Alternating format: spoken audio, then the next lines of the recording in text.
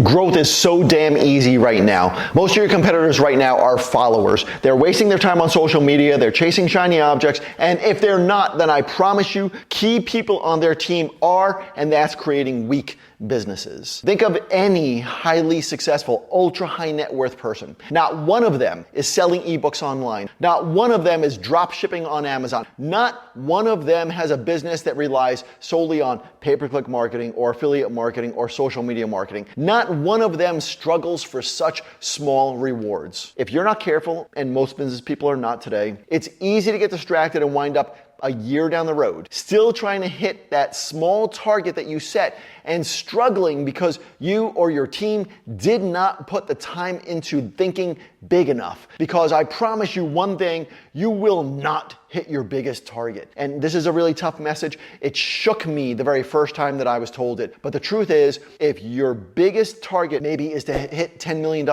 you absolutely will not hit that target. You will fall short. If your biggest goal is to own a Gulfstream jet or to have 1 million followers on social media or to work 1 hour a day from the beach on your laptop and make millions, you will not reach those goals. The truth is, if you set goals properly, you will not reach them, because when you set goals properly, those goals should make you stretch outside of your comfort zone. And you hope that turns you into the kind of person who achieves great things. But most people get distracted and they never reevaluate and make sure that they're still on the right path. So they wind up a year or maybe a decade down the road unhappy and unfulfilled. Successful people think bigger than everybody else, and they keep checking their progress so that they know that they're on the right path, and they surround themselves with other people who help to keep them on that right path. Now, my goals are large, so I put teams together who are dedicated to getting our companies to our targets so that even when I get distracted, they won't be. Now, a few years ago, I had the opportunity to buy another company that was honestly a great deal. I mean, I knew I could step in and probably 20x their revenue, but when I discussed it with my team, they fought me on it because they knew that I would need to pull away from the other companies that I had that were doing well. And if I pulled away, then the overall revenue in my portfolio would have taken a big hit. See, you need to know your target in business. And then you need to put your head down and your blinders on and charge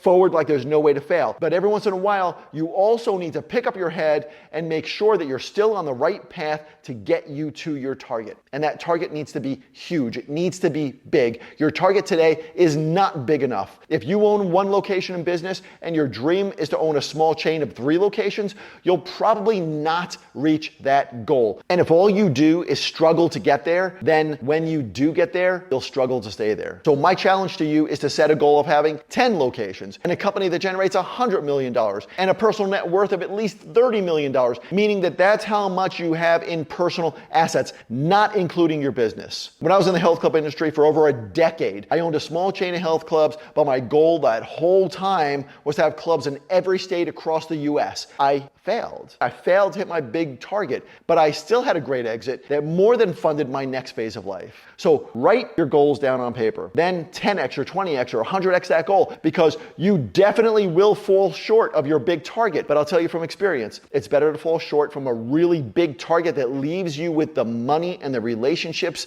to do more fun stuff once you exit.